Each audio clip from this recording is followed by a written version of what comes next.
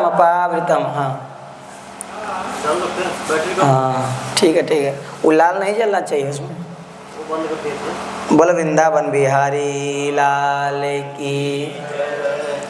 स एव साधुसु कृतो मोक्ष द्वार पावितम। साधुसु मोक्ष द्वार पावितम, यानी साधुओं के संग से। किसके संग से? संसार का अगर हाँ तो लगा दियो, बगल से होगा नहीं तो छोड़ दीजिए। न समझ आया? स एव साधुसु कृतो मोक्ष द्वार में पावितम। साधुसु मोक्ष द्वार में पावितम। क्यों? साधु के संग से क्यों मोक्ष द्वार खुलता है? क्योंकि प्रथम भक्ति संतन कर संगा, द्वितीय भक्ति मम कथा प्रसंगा।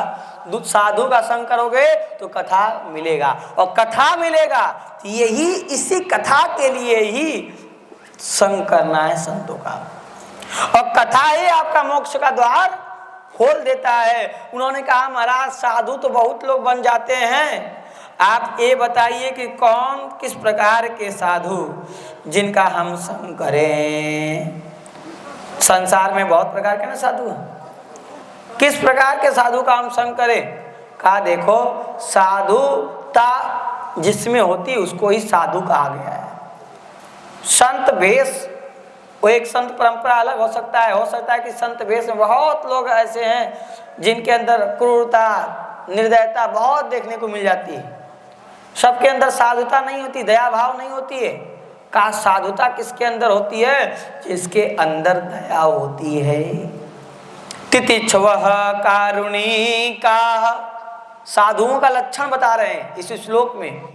तितिक्षवः कारुणिका सुहृदयः सर्वदेहिनां अजात शत्रवः शान्ताः साधवः साधुभूषणा।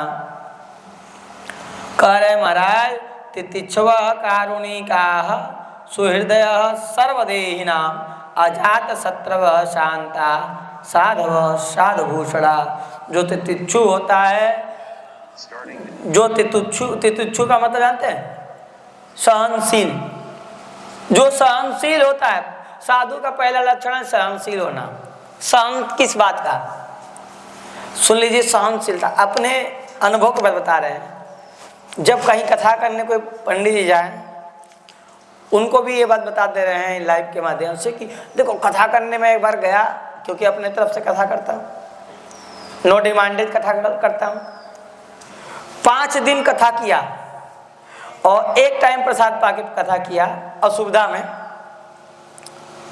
और जानते कितना दक्षिणा विदाई मिला? 200 रुपया। और सुनो ये तितिक्षा किसे कहते हैं उसकी बात बता रहे हैं। 200 रुपया का दक्षिणा, उसको हम पचा गए। मतलब एक अक्षर ये नहीं कहे कि आपने 200 क्यों दिया, 5 दिन एक टाइम भोजन करके कथा किया। हमारा तो खुदे हजारों रुपया लग गया। नहीं समझ? 200 क्यों दिया? ऐसा एक बार भी नहीं कहे। मन में आ रहा था, मन में थोड़ा सा उलझने भी हो रही थी, पर हमने कहा नहीं, मन को इसी औकात में मारना चाहिए। अरे नहीं, शांत रहो, शांत। भगवान की कथा की तुमको वहां का पुण्य मिल गया, इससे बड़ा क्या चाहिए? शांत रहो। अरे उस जिसको कथा सुना उसको सुनाने का पुण्य तो हम ही लेके चले जाएंगे ना। इतना तो बात हो, दक्षिणा नहीं देगा तो पुण्य तो न लेगा। जो देगा वो लेगा, ये संसार का नियम है। हम माता पिता की सेवा करेंगे तब उनकी संपत्ति का अधिकारी होंगे, नहीं तो अगर अच्छे माता पिता होंगे तो कहेंगे अरे नालायक पुत्र है, जो हमारा सेवा करेगा उसको देंगे, भगा नहीं करेगा नहीं। वैसे ही चौथी भक्ति है गुरु की सेवा, तीसरी गुरुपद पंकज सेवा, तीसरी भक्ति अमान। गुरु के संपत्ति यानी पुण्य का अधिकारी कौन होता है? जो गुरु का भरपूर सेवा करता है वह गुरु के पुण्य के अधिकारी होता है। ऐसे का तितिक्षु। अब ये तो हो गई पैसे की बात। मतलब दुनिया में शरीर पे भी कष्ट लोग सह लेते हैं, पर उसके कमाई का पैसा इधर उधर होता तो सहते नहीं है। पर ऐसा कई जगह हम सहे, और आज भी सहते हुए भी निकल चल रहे हैं, भ्रमण कर रहे हैं, नाना प्रकार के कष्ट को सहते भी चल रहे हैं। अब क्या है ना, तो उस दिन कुछ नहीं पाए थे, केवल जल पिए थे।